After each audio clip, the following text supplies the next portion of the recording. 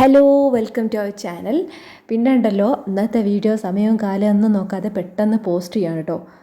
എനിക്ക് പ്രാന്താണോന്ന് വിചാരിക്കേണ്ടതൊക്കെ എന്താണെന്ന് ഞാൻ വഴിയേ പറയാം കേട്ടോ.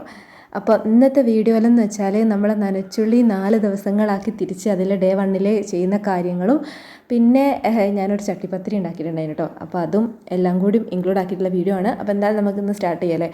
അപ്പോൾ ഞാൻ മൊത്തം നമ്മൾ ഡീപ്പ് ക്ലീനിങ്ങിനെ 4 ആക്കി തിരിച്ചു കിട്ടും. അപ്പോൾ അത് ഓരോ വീട്ടിലെയും കാര്യങ്ങളൊക്കെ ഡിഫറെൻ്റ് ആയിരിക്കുമല്ലോ. അപ്പോൾ ഇവിടെ ഇപ്പം എനിക്ക് അത്യാവശ്യമുള്ള കാര്യങ്ങൾ എന്തൊക്കെ ഞാൻ ഓൾറെഡി എവിടെയൊക്കെ ക്ലീനാണ്, ഇനി എവിടെയൊക്കെയാണ് ക്ലീൻ ആക്കേണ്ടതെന്നുള്ളതൊക്കെ നോക്കിയിട്ട് മൊത്തത്തിൽ 4 ആക്കി തിരിച്ചിട്ടുണ്ട്.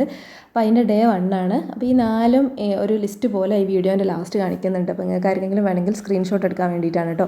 അപ്പോൾ ആദ്യത്തെ കാര്യം എന്ന് പറയുന്നത് വീടിൻ്റെ പുറം ഭാഗം ക്ലീൻ ആക്കുക എന്നുള്ളതാണ്. അപ്പോൾ അതിൽ നമ്മൾ മുറ്റം, പറമ്പ്, റോഡ് അങ്ങനത്തെ സംഭവങ്ങളൊക്കെ അടിച്ച് വാരി കത്തിച്ച് അങ്ങനെയൊക്കെ ചെയ്യാനുള്ളവർക്ക് അതൊക്കെ ചെയ്യാന്നുള്ളതാണ്. മെയിനായിട്ട് നമ്മൾ മലബാർ സൈഡിൽ മുസ്ലിംസിൻ്റെ ഇടയിൽ നോമ്പൊക്കെ വരുമ്പം പ്രചാരത്തിലുള്ളൊരു സംഭവമാണ് നനച്ചുള്ളി എന്ന് പറയുന്നത്. അറിയാത്തവർക്ക് വേണ്ടി പറയുകയാണ്. അതായത് നമ്മൾ നോമ്പ് വരുമ്പോഴത്തേക്കും നമ്മളെ വീടും പരിസരം മൊത്തത്തിൽ ക്ലീൻ ആക്കുന്ന ഒരു പരിപാടിയാണ്.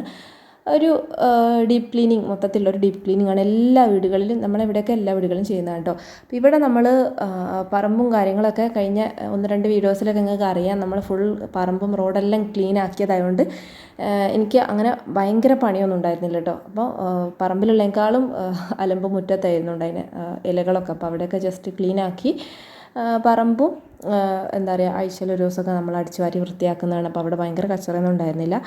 രണ്ടാമത്തെ ടാസ്ക് എന്ന് പറയുന്നത് മാറാല അടിക്കുകയാണ്. വീടിൻ്റെ ഉള്ളു മാത്രമല്ല പുറം ഭാഗം മൊത്തത്തിൽ മാറാല അടിക്കുകയാണ്. പിന്നെ പെയിൻറ്റൊക്കെ അടിക്കുന്നുണ്ടെങ്കിൽ കൂടുതൽ ആൾക്കാരും ഈ സമയമാകുമ്പോഴത്തേക്കും വീടൊക്കെ പെയിൻറ്റ് അടിക്കും. അപ്പോൾ പെയിൻറ്റ് അടിക്കുകയാണെങ്കിൽ നമുക്ക് ഈ ഒരു ഡീപ്പ് ക്ലീനിങ് ഒരുപാട് നമുക്ക് ഒഴിവാക്കാം. പക്ഷേ പെയിൻറ്റ് അടി എന്ന് പറഞ്ഞാൽ ഒരു ഭയങ്കര പണിയാണ്. നമുക്ക് ഒരുപാട് കാര്യങ്ങളെല്ലാം അറേഞ്ച് ചെയ്ത് സെറ്റാക്കണ്ടേ. അപ്പോൾ അത്രയും പണികളൊക്കെ കഴിഞ്ഞ് വീട് മൊത്തത്തിൽ മാറാല അടിച്ചതിന് ശേഷം അത് മൊത്തം ഒന്ന് അടിച്ചു വാരി കളയുകയും ചെയ്തു കേട്ടോ. അപ്പോൾ ഇന്ന് തന്നെ ഡീപ്പ് ക്ലീനിങ് ചെയ്യാൻ പോകുന്നത് രാത്രിയാണ്. അപ്പോൾ അതുവരെ നമ്മൾ പകൽ ബാക്കി നമ്മൾ ഡേ ടു ഡേ കാര്യങ്ങളും നമുക്ക് എല്ലാം ഡീപ്പ് ക്ലീനിങ് മാത്രം ചെയ്താൽ പോരല്ലോ. അപ്പോൾ നമ്മൾ വേറെ ആരും, എനിക്കിവിടെ ഇപ്പോൾ ഞാൻ മാത്രമാണ് ഉള്ളത്. ഇക്ക ഈവനിങ്ങേ വരുള്ളൂ, ഇപ്പോൾ ഞാൻ മാത്രമേ ഉള്ളൂ. അപ്പോൾ എല്ലാ കാര്യങ്ങളും ഞാൻ തന്നെ ചെയ്യുന്നത്. പിന്നെ എനിക്ക് ക്ലാസ്സും കാര്യങ്ങളൊക്കെ ഉണ്ട്. ഇനി എല്ലാം കഴിഞ്ഞ് രാത്രിയാണ് കേട്ടോ നമ്മൾ ഡീപ്പ് ക്ലീനിങ്. അപ്പോൾ അതിൻ്റെ മുന്നായിട്ട് ഞാനൊരു ചട്ടിപ്പത്തിരി ഉണ്ടാക്കിയിട്ടുണ്ടായിരുന്നു. കുറച്ച് ഉള്ളി വാട്ടിയിട്ട് ഞാൻ അതിലേക്ക് ഉപ്പും 1/2 സ്പൂൺ ചിക്കൻ മസാല, 1/4 സ്പൂൺ കുരുമുളക് പൊടിയും കുറച്ച് മഞ്ഞൾപ്പൊടിയും ഇട്ടിട്ട് നല്ലോണം ഒന്ന് ഒരു മസാല പോലെ ആക്കിയെടുക്കുക. എന്നിട്ട് അതിലേക്ക് ചിക്കൻ ഫ്രൈ ചെയ്തത് 2-3 പീസ് ചിക്കൻ ഉണ്ടായിരുന്നു. അപ്പോൾ അത് ഫ്രൈ ചെയ്തിട്ട് ഒന്ന് ചോപ്പ് ചെയ്തിട്ട് ഇട്ട് കൊടുക്കുക കേട്ടോ. മിക്സിയിൽ ക്രഷ് ചെയ്ത് അങ്ങനെ ഇട്ടാലും മതി. പിന്നെ ഇതെന്തൊക്കെയാണെന്ന് വെച്ചാൽ ഇവിടെ ഒരു പ്ലേറ്റിൽ കണ്ടില്ലേ, അത് ഒരു 3 മുട്ട ഒരു നുള്ളു ഉപ്പും കൂട്ടി നന്നായിട്ട് മിക്സിയിൽ അടിച്ച് ഒഴിച്ചു വെച്ചതാണ്. പിന്നെ അപ്പുറത്ത് കാണുന്നത് കണ്ടോ, അത് മൈദ ഉപയോഗിച്ചുണ്ടാക്കിയ ദോശകളാണ്. മൈദ ഉപയോഗിച്ച് ചപ്പാത്തി പോലെ ഉണ്ടാക്കാം, അതല്ലെങ്കിൽ വെള്ളത്തിൽ കലക്കിയിട്ട് ദോശ പോലെയും ചുട്ടെടുക്കാം. ദോശ പോലെ ചുടുകയാണെങ്കിൽ കുറച്ചധികം നേരം കുക്ക് ചെയ്തിട്ട് 2 വശവും അത്യാവശ്യം ഒന്ന് ഹാർഡാക്കി എടുക്കണം കേട്ടോ. ഭയങ്കര സോഫ്റ്റായി പോരുതേ. അല്ലെങ്കിൽ ചപ്പാത്തി പോലെ ആണെങ്കിൽ അങ്ങനെ ആയാലും മതി കേട്ടോ. അപ്പോൾ ഫസ്റ്റ് ഏറ്റവും വലിയ ഒരു ചപ്പാത്തി എടുത്തിട്ട് അല്ലെങ്കിൽ ദോശ എടുത്തിട്ട് ഈ മുട്ടൻ്റെ മിക്സിയിൽ മുക്കിയിട്ട് നമ്മൾ പാനിൽ സെറ്റ് ചെയ്ത് കൊടുക്കുക. പാൻ ഞാൻ ജസ്റ്റ് ഒന്ന് വെളിച്ചെണ്ണ ഒഴിച്ച് ഗ്രീസ് ചെയ്തിട്ടുണ്ടായിനെ.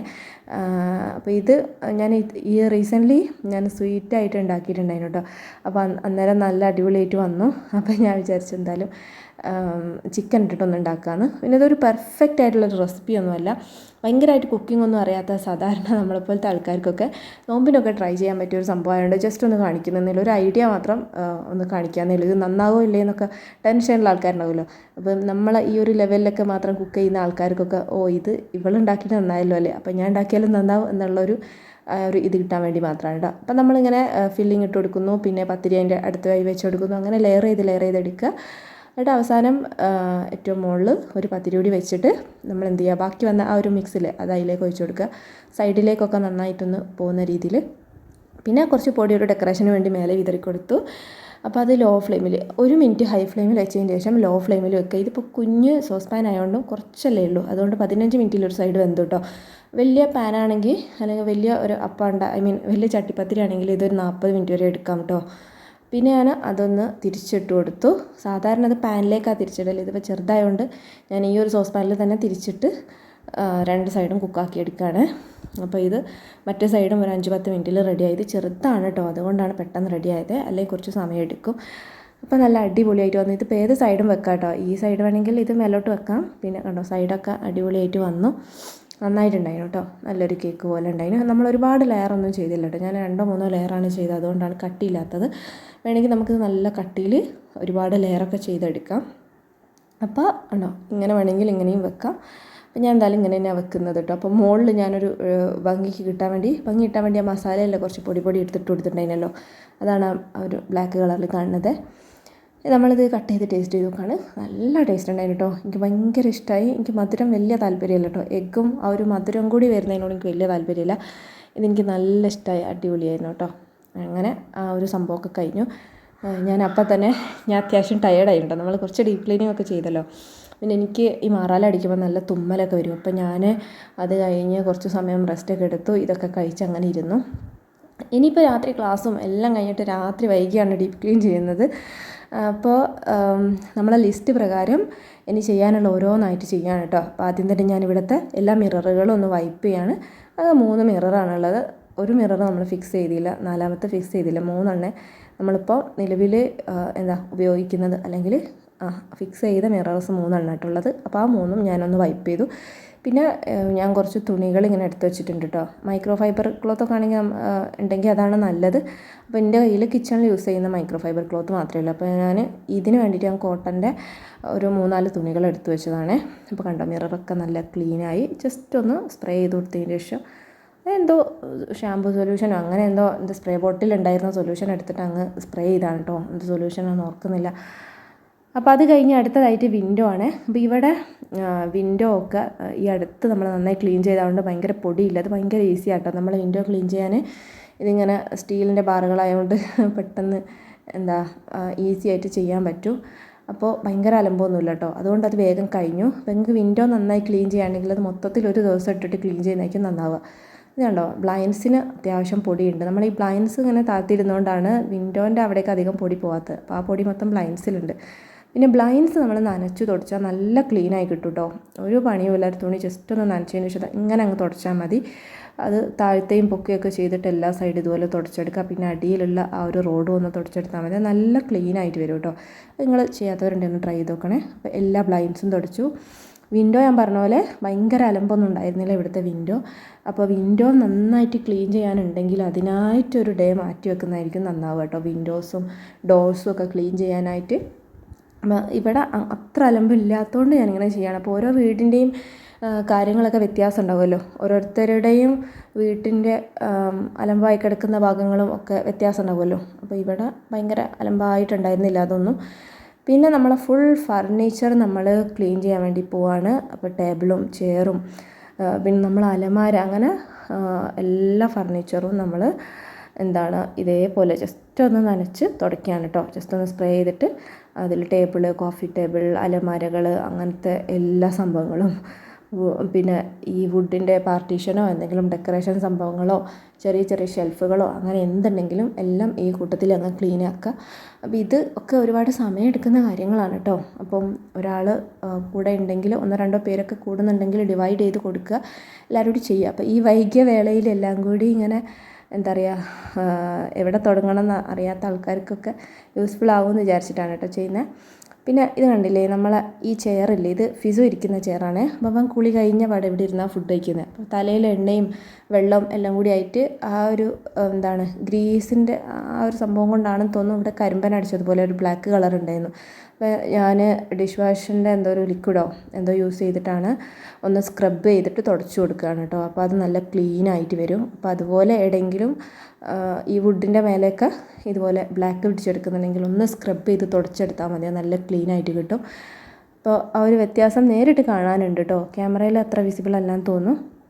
അപ്പോൾ ഒരു സ്ക്രബും ഡിഷ് വാഷ് ലിക്വിഡ് എന്തെങ്കിലുമാണ് യൂസ് ചെയ്യേണ്ടത്. കാരണം അത് ഗ്രീസാണല്ലോ. അപ്പോൾ ഗ്രീസ് പോകാൻ എന്തുകൊണ്ടും നല്ലത് ഡിഷ് വാഷ് ലിക്വിഡ് അല്ലെങ്കിൽ വിമ്മിൻ്റെ ബാറോ അങ്ങനെ എന്തെങ്കിലും കുറച്ച് ഇതാക്കിയിട്ട് ഒന്ന് സ്ക്രബ് ചെയ്ത് കൊടുത്താൽ മതി. എന്നിട്ട് നന്നായിട്ട് തുടച്ചെടുക്കുക. വല്ലാതെ വെള്ളം ഒഴിച്ച് കഴുകിയാൽ പിന്നെ വുഡിന് അത്ര നല്ലതല്ലല്ലോ. പിന്നെ കുട്ടികളൊക്കെ ഉണ്ടെങ്കിൽ ഓരോ സംഭവങ്ങളും അവർക്ക് അങ്ങ് ഏൽപ്പിച്ചു കൊടുത്താൽ അതൊക്കെ അവരങ്ങ് വൈപ്പ് ചെയ്ത് തരും കേട്ടോ. പിന്നെ ഇതൊക്കെ എന്താ പറയുക, വർഷത്തിലൊരിക്കൽ തന്നെ ചെയ്യണമെന്നില്ല. ഡെയിലി എന്തെങ്കിലും ഒരു ഭാഗം നമ്മൾ ഡീപ്പ് ക്ലീൻ ചെയ്യുകയാണെങ്കിൽ നമുക്കതൊരു ടാസ്ക്കായിട്ട് തോന്നുകയില്ല. അപ്പം എല്ലാ ദിവസവും ഓരോ ചെയർ തുടയ്ക്കാം, അല്ലെങ്കിൽ ഓരോ ഡോറ് തുടയ്ക്കാം, അങ്ങനെ എന്തെങ്കിലും ഒരു ഡീപ്പ് ക്ലീൻ നമ്മൾ ഡെയിലി ചെയ്യുകയാണെങ്കിൽ നമുക്ക് അവസാനം ഇതുപോലത്തെ സമയത്തൊക്കെ നല്ല യൂസ്ഫുൾ ആവും. അപ്പോൾ ഞാനങ്ങനെ ചെയ്യലുണ്ട് കേട്ടോ കൂടുതലും. അപ്പം അങ്ങനെ ചെയ്യുന്നതുകൊണ്ട് എനിക്കിവിടെ ഭയങ്കര അലമ്പൊന്നും ഉണ്ടായിരുന്നില്ല. ഞങ്ങൾക്കൊരു സാറ്റിസ്ഫൈങ് ആയിട്ടുള്ളൊരു ബിഫോർ ആൻഡ് ആഫ്റ്റർ കാണിക്കാൻ പറ്റുന്ന രീതിയിലൊരു അലമ്പ് ഇവിടെ ഉണ്ടായിരുന്നില്ല കേട്ടോ. പിന്നെ നമ്മൾ ഈ മാറാല അടിക്കുമ്പം ഫാനൊക്കെ അതിൻ്റെ കൂടെ തന്നെ ക്ലീൻ ആക്കണം കേട്ടോ. ഞാൻ മാറാലക്കോലില്ലേ അത് തന്നെ വെച്ചിട്ടാണ് ഫാൻ ക്ലീൻ ചെയ്യുന്നത്. അപ്പോൾ അതൊന്നും പിന്നെ പ്രത്യേകം കാണിച്ചില്ല എന്നേലും ഒരുപാട് തവണ വീഡിയോയിലൊക്കെ കാണിച്ചാണ്. പിന്നെ നമ്മൾ ഫർണിച്ചർ ഇതാക്കുന്നതിൽ നമ്മൾ അലമാരൻ്റെയൊക്കെ പുറം ഭാഗം ഉണ്ടാവുമല്ലോ, അതൊക്കെ ജസ്റ്റ് തുടച്ചെടുക്കുകയാണ്. ഞാൻ നേരത്തെ പറഞ്ഞിരുന്നില്ലേ, ഫർണിച്ചർ മൊത്തം വുഡിൻ്റെ ഐറ്റംസും എല്ലാം ഒരുമിച്ച് അങ്ങ് ക്ലീൻ ആക്കുകയാണ്. ഇതൊക്കെ കുറേ സമയമൊന്നും എടുക്കില്ല. ഇതിനാവശ്യമായിട്ടുള്ള തുണികളൊക്കെ എടുത്ത് റെഡിയാക്കി വെക്കുക. സമയം കിട്ടുമ്പോൾ, അല്ലെങ്കിൽ നമുക്ക് ആരെങ്കിലും ഫ്രണ്ട്സോ റിലേറ്റീവ്സൊക്കെ വിളിക്കുമല്ലോ, കോൾ ചെയ്യുമല്ലേ, അങ്ങനത്തെ സമയത്തൊക്കെ നമുക്കിതൊക്കെ നമ്മൾ അറിയ പോലും ഇല്ല കേട്ടോ. കോളിംഗ് ഒക്കെ ചെയ്തുകൊണ്ട് ഇങ്ങനെ വൈപ്പ് ചെയ്യാൻ നിൽക്കുകയാണെങ്കിൽ ജസ്റ്റ് ഒരു തുണി എടുത്ത് അങ്ങോട്ട് വൈപ്പിങ് തുടങ്ങിയാൽ മതി. ഒരുപാട് ഏരിയ നമുക്ക് ക്ലീൻ ആക്കാൻ പറ്റും. അതുപോലെ ഇതാ ഡ്രസ്സിങ് ടേബിൾ. അപ്പോൾ അലമ്പായിട്ടുള്ള തുണികളെല്ലാം കൂടി ഞാൻ ഒരു സ്ഥലത്ത് കൊണ്ടുപോയിടുകയാണ്. നമുക്ക് അലക്കിയാലും മെഷീനിലിട്ട് അലക്കിയാലും നന്നായി കിട്ടും. ഇനിയിപ്പോൾ വേണ്ട വെച്ചാൽ കളയുകയും ചെയ്യാമല്ലോ. ഇനി വേറൊരു തുണി എടുക്കുക. പിന്നെ നമ്മൾ സ്വിച്ച് ബോർഡുകൾ, നമ്മൾ അപ്ലയൻസ് കാര്യങ്ങളൊക്കെ തുടയ്ക്കുക. ഇവിടെ സ്വിച്ച് ബോർഡിലൊന്നും ഭയങ്കര അലമ്പുണ്ടായിരുന്നില്ല. നമ്മൾ കുറച്ച് മുന്നേ പെയിൻ്റ് അടിച്ചായതുകൊണ്ട് ആ സമയത്ത് അതൊക്കെ നന്നായി ക്ലീൻ ആക്കിയിട്ടുണ്ടായിരുന്നു കേട്ടോ. പിന്നെ നമ്മൾ ഫ്രിഡ്ജും ടി വിയും എ സിയും അങ്ങനത്തെ സംഭവങ്ങളൊക്കെ ഒന്ന് വൈപ്പ് ചെയ്യുക. മിക്സി ഞാൻ ഡെയിലി വൈപ്പ് ചെയ്യുന്നതായതുകൊണ്ട് മിക്സിൻ്റെ മേലെ ഭയങ്കര അലമ്പൊന്നുമില്ല. ജസ്റ്റ് എന്തെങ്കിലും പൊടി ഉണ്ടെങ്കിൽ ഒന്ന് തുടയ്ക്കാനേ ഉള്ളൂ. ഇതാ ഇതുപോലത്തെ കബേർഡ്സിൻ്റെ ഡോറൊക്കെ ഉണ്ടാവില്ലേ, അതിൻ്റെ മേലെയൊക്കെ പൊടി ഉണ്ടോ അല്ലെങ്കിൽ ഗ്രീസൊക്കെ ഉണ്ടെങ്കിൽ ജസ്റ്റ് ഒന്ന് നനച്ച് തുടച്ചു കൊടുക്കുക. ഇവിടെ ഭയങ്കര അലമ്പൊന്നും കാണാത്തതുകൊണ്ട് തുടയ്ക്കുന്നില്ല. അതുപോലെ ടൈലൊക്കെ കച്ചറ ഉണ്ടെന്നുണ്ടെങ്കിൽ ജസ്റ്റ് തുടയ്ക്കുക. അടുപ്പിൽ നമ്മൾ ഈ വിറകടുപ്പ് ഉപയോഗിക്കാത്തതുകൊണ്ട് തന്നെ ഇവിടെ ഭയങ്കര പുകയും കാര്യങ്ങളൊന്നും പിടിച്ചെടുക്കുന്നില്ല കേട്ടോ. അപ്പോൾ അതൊക്കെ കഴിഞ്ഞ് ഇനി നമ്മൾ സോഫ ക്ലീൻ ചെയ്യാൻ പോകണം. അപ്പോൾ അതിന് വേറൊരു തുണി എടുത്തു, ജസ്റ്റ് നമ്മൾ സൊല്യൂഷൻ ഒന്ന് സ്പ്രേ ചെയ്ത് കൊടുത്തു, ഭയങ്കരമായിട്ട് നനയ്ക്കേണ്ടെന്ന് വെച്ചിട്ട്. അപ്പോൾ നമ്മൾ സോഫ അതുപോലെ ബെഡ് ഇങ്ങനത്തെ സംഭവങ്ങളൊക്കെ ഭയങ്കരമായിട്ട് നനയ്ക്കാതെ ജസ്റ്റ് ഒരു നനഞ്ഞ തുണി വെച്ചിട്ട് നന്നായി തുടച്ചെടുക്കുക. വെയിലത്തിടേണ്ടതൊക്കെ വെയിലത്തൊക്കെ എടുത്ത് വെക്കുക, അങ്ങനെയൊക്കെയാണ് ചെയ്യൽ.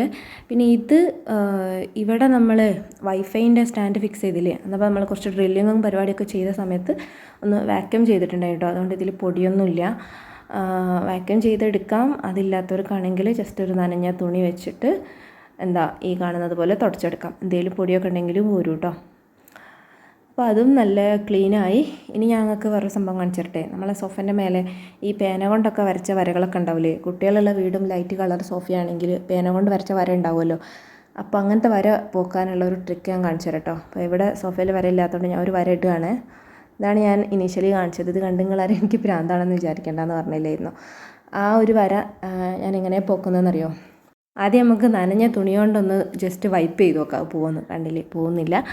അപ്പോൾ ഇതിൻ്റെ ഒരു ടെക്നിക്ക് എന്താണെന്ന് വെച്ചാൽ, നമ്മളെ കയ്യിൽ ആൽക്കഹോൾ കണ്ടൻ്റ് ഉള്ള എന്തെങ്കിലും സംഭവം ഉണ്ടെങ്കിൽ, ലൈക്ക് പെർഫ്യൂം അല്ലെങ്കിൽ നെയിൽ പോളിഷ് റിമൂവറൊക്കെ ഉണ്ടാവില്ലേ, അല്ലെങ്കിൽ റബ്ബിങ് ആൽക്കഹോൾ, അങ്ങനെ എന്തെങ്കിലും സംഭവങ്ങളൊക്കെ ഉണ്ടെങ്കിൽ അത് ജസ്റ്റ് നമ്മൾ തുടയ്ക്കുന്ന തുണിയിലേക്ക് സ്പ്രേ ചെയ്തതിന് ശേഷം അതുപയോഗിച്ചിട്ടൊന്ന് തുടയ്ക്കുക കേട്ടോ.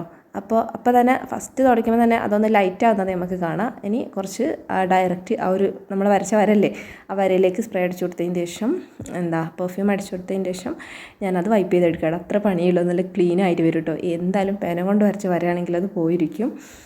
അപ്പോൾ നമ്മൾ ആ ഒരു പരിപാടികളൊക്കെ കഴിഞ്ഞു. വന്ന് നമ്മൾ വിചാരിച്ചത്രയും പണി കഴിഞ്ഞു. നമ്മളെ വീടൊക്കെ നല്ല ക്ലീനായി. അപ്പോൾ ഇനി നമ്മൾ ബാക്കി കാര്യങ്ങൾ ഇന്ന് ചെയ്തത് നമ്മളെ ഡേ 1 കാര്യങ്ങളാണ് കേട്ടോ. അപ്പോൾ നമ്മളെ ഡേ 2 ഒരു ലോണ്ട്രി ഡേ ആണ്. ബെഡ്ഷീറ്റ്, ബ്ലാങ്കറ്റ്, മാറ്റ്, ടവൽ, കിച്ചൺ ടവൽ ഇതെല്ലാം കഴുകി ഉണക്കി മടക്കി വെക്കുക. പിന്നെ അത് അതാത് ഷെൽഫുകളും വൃത്തിയാക്കുക. അതാണ് കേട്ടോ ലോണ്ട്രി ഡേ. ഡേ 3 കിച്ചണാണ്. അതിൽ ഫ്രിഡ്ജിൻ്റെ ഉൾഭാഗം, നമ്മൾ പാൻട്രി സ്റ്റോക്ക് അങ്ങനത്തെ സംഭവങ്ങളൊക്കെ ക്ലീൻ ആക്കുക. സ്പൈസ് റാക്ക് ക്ലീൻ ആക്കുക. എന്തെങ്കിലും കണ്ടെയ്നേഴ്സും യൂട്ടൻസിൽസൊക്കെ എന്തെങ്കിലും കഴുകാനുണ്ടെങ്കിൽ അത് കഴുകുക. കബേർഡ്സൊക്കെ ക്ലീൻ ആക്കുക. അതാണ് ഡേ 4 നമ്മൾ സിങ്കുകൾ, വാഷ് ബേസിൻസ്, വാഷ്റൂംസ്, ഫ്ലോർ അതോടെയും ക്ലീൻ ആക്കിയിട്ട് നമ്മൾ ഡീപ്പ് ക്ലീനിങ് അവസാനിപ്പിക്കുക കേട്ടോ ചെയ്യുക. അപ്പോൾ ഇതൊക്കെ ചെയ്തിട്ട് ബാക്കിയുണ്ടെങ്കിൽ ഞാൻ ബാക്കിയുണ്ടെങ്കിൽ ഞാൻ വീഡിയോ ഷെയർ ചെയ്യാം കേട്ടോ. അപ്പോൾ അത്രയേ ഉള്ളൂ നമ്മൾ ഇന്നത്തെ നനച്ചൊളി വീഡിയോ. ഇഷ്ടപ്പെട്ടെന്ന് വിചാരിക്കുന്നു. അടുത്ത വീഡിയോ ആയിട്ട് കാണാം. താങ്ക്